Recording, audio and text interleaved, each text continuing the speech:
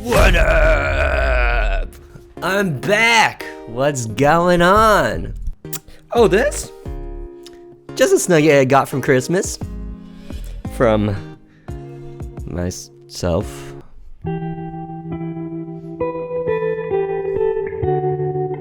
Anyway, for those of you who don't know, I usually take a break in January, and it's to relax, recuperate, and as well as to consider what it is I want to do with the TheOdie channel for the rest of the year. And I guess also with life for the rest of the year. But anyway, how's your January been? Has it been good so far? Oh, my January? Well, since you asked. Developed Caster's Trap a bit. I'll admit I did not do as much as I wanted to. But at the same time, I'm also supposed to be relaxing as I totally knock out my water bottle. Don't worry, all is good. It's just a little sippy thing that spilled over. I should probably clean it up now. So, my January was pretty good then. But overall, what I did was, so there's 3 endings to Caster's Trap, 2 of which that branches out into Seeker endings, but not true endings. Essentially, the 3 endings you get are true for each path, but then 2 of which can extend a little bit, and it's more so a reward for those who are interested in the lore and the characters, instead of just the true end to the story. There's a little of inspiration that comes from Zelda, just the overall overarching timeline and how it splits, and that's kind of how it works with Caster's Trap. Except it's built into a game instead of a timeline based on each sequel of the game. It'll make sense when you play it. But pretty much, I finished up a few music for the endings, and I think I just need 2 more, plus the credits, plus the opening, and then I also need to finish up enhancing the final boss, which is what I started. Then other than that, I also need to finish up a few graphics for inventory items, and I think it will be pretty much done. So I know I say this at the beginning of every year, but this is the year Caster's Trap will release. I promise, and I swear, and I guarantee. That said, not in the first quarter of the year, probably not in the second. I'm thinking quarter 3, so like around August or so. And I'm gonna start advertising like a madman 3 months before it releases. So I know I have not posted anything to the Caster's Trap Instagram page in a while, nor have I updated the game pages for a while, but once it's ready, so around June, maybe even May, you're going to start seeing a huge push in advertisement towards Caster's Trap, both on this channel and the Instagram page, and I apologize in advance for anyone who is bugged by that, but please understand, small YouTuber, no one recognizes me for my games all that much, besides you guys, I guess. So I really have to get myself out there and shove it down people's throats, in a sense. Anyway, that's Caster's Trap in a nutshell. I'm going to talk more about that just because we hit the 1-year anniversary for the demo, and I have a video planned for that. Other things I've done this month: consistently been going to the gym, but also consistently been cheating on my diet, so I kind of stayed the same between December and January. I'm hoping to get back on that diet in February while staying consistent at the gym. I now go with at least one buddy pretty consistently to the gym, so a bit of camaraderie there. And then afterwards we play Super Smash Brothers for like 2 hours, and he just destroys me like 9 out of 10 times. It's not even fair, but eventually I'll get him. Eventually. For shows, I've been, of course, watching anime. One Piece, just pretty much only One Piece. I was finishing up Death Note also this month, which was just like 5 episodes to go in January. My girlfriend has never seen Death Note, so I decided to show her it during New Year's, which, by the way, if you have not known about my personal Instagram, or more personal, or I suppose non-Caster's Trap, sort of personal Instagram account, you can feel free to follow it there. I posted a New Year's post on what we did. which was build a Gundam. We decided to just stay in because we just spent so much time hanging out with others for the week before, and we just wanted to do nothing for the weekend. And that's what we did, and we built a Gundam and watched Death Note. I showed her it, and I gotta admit, Death Note, it hits differently as an adult than it did when you were a high schooler. Especially back when the teens, no, not even, the pre-teens of the 2000s was a little bit more grungier. You know, more heavy metal, more emo punk style. So now that it's 2023, watching Death Note, it just feels kind of weird. It felt weird watching in some parts, but still a classic and monumental for its time. One Piece, on the other hand, oh my god, I can't believe it, but I'm almost caught up with One Piece. I'm on episode 1024. That's insane. And right now, the latest episode, I believe, is 1050. So I got about 25 more episodes to go. And wow, man, Wano arc is just an entirely different beast. I won't talk too much about it, but I will just say that I remember watching One Piece back in the day where it's mostly just fun-filled adventures and beating up bad guys. And now it's like much more serious. There's death in the Wano arc, and the intensity, the big boss is just, whew, it's a completely different league. Episode 1015, those who've seen it, woohoo! That animation was on a different level, and it was so deserving for the build-up that we've had since Wano arc started. And even before that, even, you know, because they've been talking about Wano arc since around episode 550 or so. Anyway, that's pretty much it for anime for me. Not too many shows, just that. For video games, I finally beat it, 999. Now I'm playing the sequel, which honestly hurts a little bit because there's a lot of betrayal in that one that you must do as a player. And I don't want to do any betrayal as a player. So I'm going through it much slower than I did with 999. Alright, and that's pretty much my January. I mean, there's a couple of other things that happened that you guys may not be all that excited for.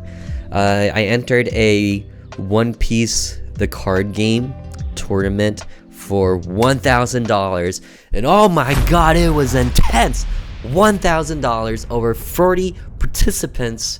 If you don't know, I love card games. Currently I play One Piece and Magic the Gathering, but Magic just for the Commander format with my friends. One Piece I play competitively. In my past, I played Yu-Gi-Oh! And Dragon Ball competitively. Took a break, but One Piece came out, decided to hop into it just to try it out, and I'm loving the game. Went into this tournament, and there we were, competing for $1,000. Well, it's not the grand prize, $1,000 split between top 8. Where first place, well, actually no, here's the breakdown. And there I was, round 1, I was playing Red, Green, Lofi. Why? For those of you who don't know, he's not in the meta. Law's in the meta. Doflamingo's in the meta. Kaido's even in the meta, but not our boy Luffy. Zoro's in the meta, but not Luffy. But that's fine. I don't like playing the meta anyways. I play they're known as rogue decks. I like playing rogue decks because they're like a surprise and you can kind of catch them off guard, which are sneaky tactics. I like doing the sneaky things. But yeah, there I was, round 1. It was Luffy versus Law. And I was quite terrified of this match because I never fought a Law deck before. He was the meta in the very beginning of the release of this game, so I knew I was gonna have a tough time. Round 1 happens, and I lost. But that's fine. I didn't know what to expect. I didn't know what I was getting into. Round 2, I turn it right around. I defeated that guy, and then round 3 happens, and you know what happened? I lost. I just completely forgot about the effects of certain cards and the effects of certain cards that I have, and I just tragically lost. There were 4 of us in total, so I went with 3 other friends, and 3 out of 4 of us lost the first round. My one friend, who just started learning pretty much literally the day before, won the first round. And he was also playing a rogue deck, so something not in the meta. Round 2 happens. I get matched up with one of my friends who also lost round 1, and he just scooped to me because he thought I had he knew, let's put it that way, he knew I had a better shot at getting into the top 4. Because if you lose 1 match, you can still make the top 4. Lose 2 match, top 8. After that, then your chances are pretty much lost. So he took the L, and I guess by that, I moved on, and my 3 other friends have lost. 2 of them decided to just drop the tournament entirely to go grab lunch. It was just me and my other friend, the same friend who just started learning to play, were in the game. Round 3, or game 3, or whatever 3. Lofi versus Zoro. That is right, Zoro, who made it to the meta that Luffy could not. But that's still fine, because that's exactly what I wanted. I wanted to play Luffy. I watched 500 episodes of Luffy, so that's who I want to play. Match 1. The dude came soaring in. It was a rush deck, which means you summon something, you attack the opponent, and you pretty much just rinse and repeat without doing anything to your opponent's side of the board. And if you just happen to outpace your opponent, then you win, and he totally outpaced me, and I lost. Round 2, begin. Oh, this time I knew what was coming. I've adjusted my strategy, my gameplay, and then at the very end, I had these cards called blockers, and basically these blocker effects, what they do is that when your opponent tries to attack you, it rediverts their attack to my monster, so instead of me, the player, taking damage, it's my monsters that will die, or I guess characters in this case. So I had them all set up, and then he played the one card that pretty much no one plays at all. Jumble Diable.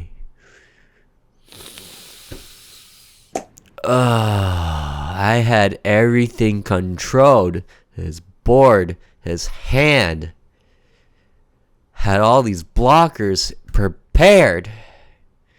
Jumble Double. 2 losses for me. 2 losses for your boy. But it's cool. I could still make top 8.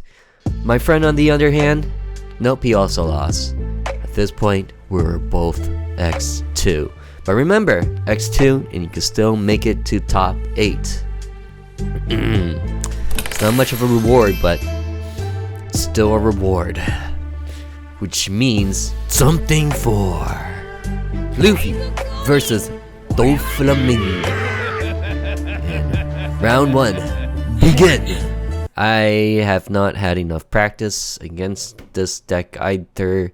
He spammed the board. I thought the way was to control the board, meaning outpacing his board with my board by having more characters, beefier characters than he did. But the way that blue deck worked is that it constantly regenerate cards to hand and to the board. So while I was trying to control his board, I was losing cards on my side of the field, but also in my hand. So, and his was constantly regenerating, and then I got outpaced in that way. But that's cool. Round 2, begin. I learned my lesson from that first round. I knew that in order to beat him, it's not the board I got control, it's his hand. So I attacked him many times, got his life all the way drained down, and it was down to the last hit. And I did it. Round 2, mine. Round 3, begin. This time, He knew what I was going for. He knew I wanted face, and that what he had to establish was his field, and what I had to establish was advantage over his face. While at the same time making sure that I get rid of the necessary blockers in order to go for his face.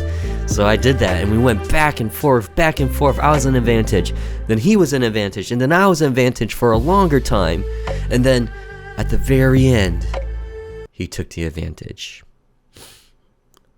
He played one more blocker that I did not expect. And because of that, I lost the game.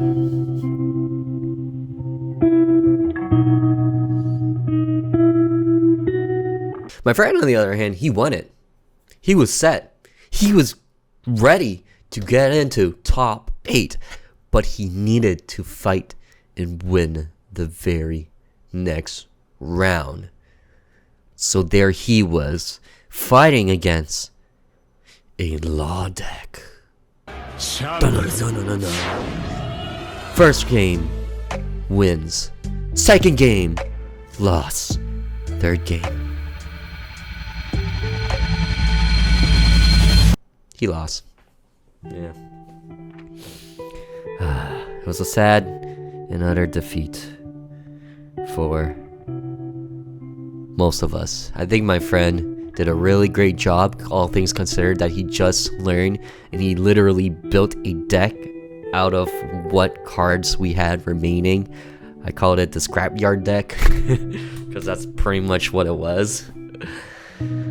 And then me, your boy, if you think about it, and if you really focus on it, the only victory I had was the one against my friend, because he dropped and scooped against me, thinking I had a better chance, but in reality, he probably had the better chance there.